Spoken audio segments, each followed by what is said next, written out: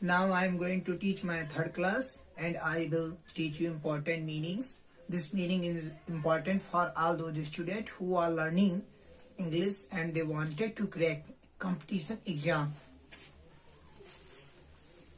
मैं आपको आज बताऊंगा घूमना, चलना और टहलना की मीनिंग ना किस तरीके से यूज किया जाता है, किस मीनिंग का। तो पहला है चलना, उसी को कह सकते हैं घूमना। घूमना या चलना। एक होता है वॉक। वॉक का मतलब चलना या घूमना या टहलना, ना इसे कह सकते हैं टहलना। न टहलना के अर्थ में सी इज वॉकिंग, वो टहल रही है इन द गार्डन, ना बगीचे में। और एक होता है स्ट्रॉल। स्ट्रॉल का मतलब होता है चलना ना, लेकिन फॉर एक्सरसाइज, व्यायाम के लिए। फॉर एक्सरसाइज, फॉर एक्सरसाइज व्यायाम के लिए जब चलते हैं तो स्ट्रॉल का प्रयोग करेंगे। और एक होता है एम्बल ना, जब चलते हैं शांत जगह पर अर्थात प्लीजर के लिए। फॉर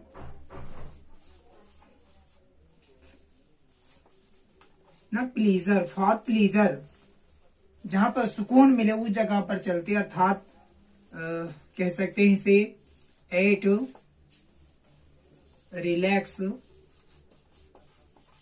रिलैक्स्ड पीस प्लेस ना, शांत और सुनी जगह पर जब चलते हैं तो इसे कहते हैं एम्बल। और एक होता है सरकम एम्बुलेट, परिक्रमा करना, या इसी को कह सकते हैं समारोह में टहलना या चलना या घूमना।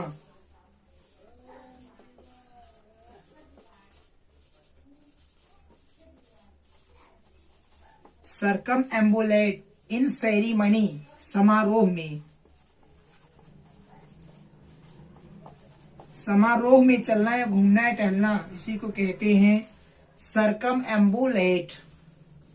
और एक होता है हर्ल, WHIRL, हर्ल, इसी को कहते हैं स्वर्ल ना। स्वर्ल होता है, ये होता है घूमना होता है ना, अर्थात मूव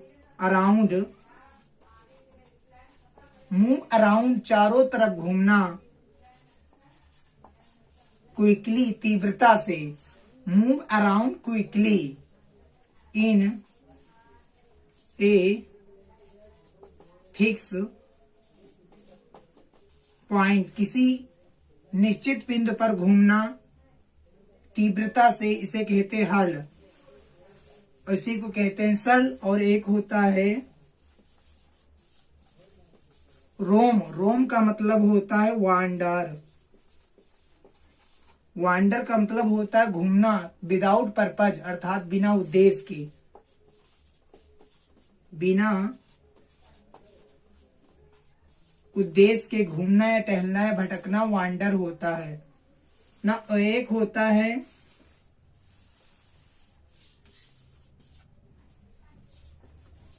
रोटेट, होता है किसी सेंट्रल बिंदु पर घूमना। Move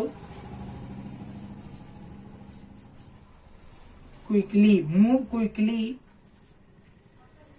a fixed central point, अर्थात इसका मतलब ये हुआ कि मूव क्विकली, जल्दी से घूमना, तीव्रता से घूमना। A fix point, a fixed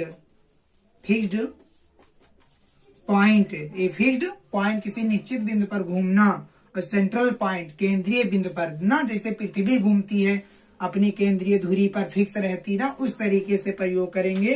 तो इस तरीके से प्रयोग किया जाता है ना। वॉक का मतलब टहलना या चलना। स्ट्रॉल का मतलब होता है एक्सरसाइज के लिए चलना या टहलना। एम्बल होता है फॉर प्लीजर, खुशी या आनंद के लिए टहलना, अर्थात एट रिलैक्स पीस प्लेस, किसी शांत जगह पर चलना। और एक होता है सरकम एम्बुलेट, शादी या समारोह में चलना। और एक होता है हर्ल या सल, move around quickly in a fix point, किसी फिक्स पॉइंट पर घूमना तीव्रता के साथ ना। ये होता है ना। तो सरल होता है, एक होता है रोम और वांडर, बिना उद्देश्य के टहलना या भटकना होता है ना। और ये सेंट्रल पॉइंट पर घूमना ना, दोनों में एक ही जैसा लग रहा है ना, लेकिन ये सेंट्रल पॉइंट किसी केंद्रीय बिंदु पर घूमे ना, अपनी ही जगह पर ना, अर्थात अपनी ही जगह पर। और एक होता है ना स्पिन होता है ना, जगह नहीं। एग्जाम्पल पर आते ही देखते एग्जाम्पल क्या है इसका।